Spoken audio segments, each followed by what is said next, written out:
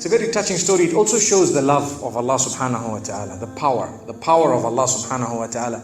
Never ever underestimate the power of Allah. You know, there was a sheikh who mentioned this in Saudi Arabia, and there was a doctor that visited him from Pakistan and told him a story that happened to him. So he says, what happened to me? He says, the doctor who's speaking is a top neurologist, one of the top doctors in Pakistan, or, you know, a very, very good doctor, very hard to meet. It's said that perhaps you would have to wait months on end before you can get an appointment to see him.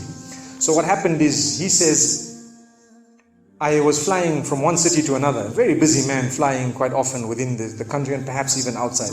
And he says, suddenly the clouds built up.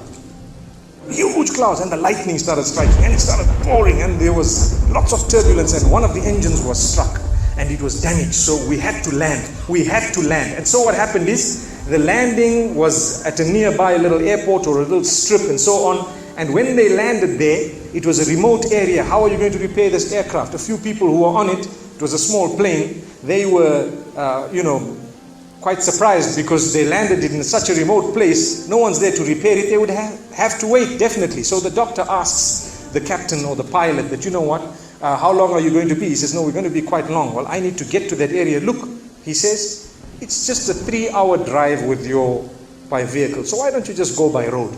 And you can go there and get there. He says, okay, good idea, because this is going to take long. So he decides to go on one of the try-shows, in Pakistan, one of the areas, wherever it was, and he jumped in.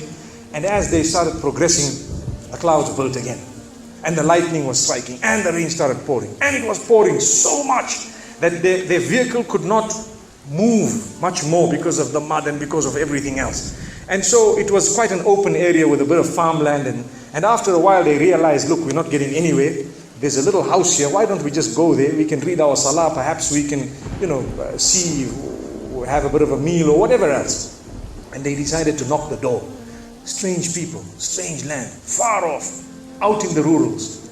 And so he knocks the door, and he's got his little bag and everything, and he walks in. An old lady happened to answer the door after a while, and they spoke to her saying, look, this is what has happened, and we're going from so-and-so to so-and-so, and we just want a place, we want to read salah and so on. And she said, no problem, you can come in. She had a little musalla, a little sajjada, and she had a little baby on the side, or not a baby, but a child. And the child, every little while, she's actually checking on the child, and she's sitting on that musalla, making dua and reading her own salah. These people fulfilled their salah, did whatever they had to. And when they were about to leave, they spoke to the old lady saying, thank you very much, jazakumullah khair, and so on. And, we're going, what's happening to this child, So the woman says, look, the child is an orphan. And the child is unwell, not well at all, very sick. And we've been to all the doctors around. And subhanallah, I'm the grandmother of this child. The doctors have told us that there is only one specialist around who can help this child. And we tried to make an appointment, but they asked us to come 6 months later. And it's far away. I've been making dua to Allah ever since that day. Ya Allah, make it easy for us. The child is sick. Make it easy for us, Ya Allah. So the man says, what's the name of that specialist? So the granny says, he's Dr. Ishan.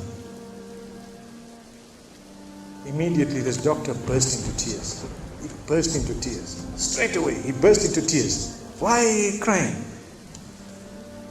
Your dua has just been accepted.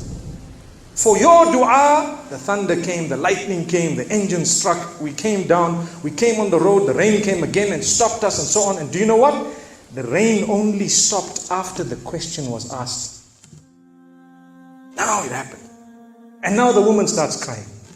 Subhanallah. And the doctor himself is telling the story, saying, that was me. It happened to me, he says.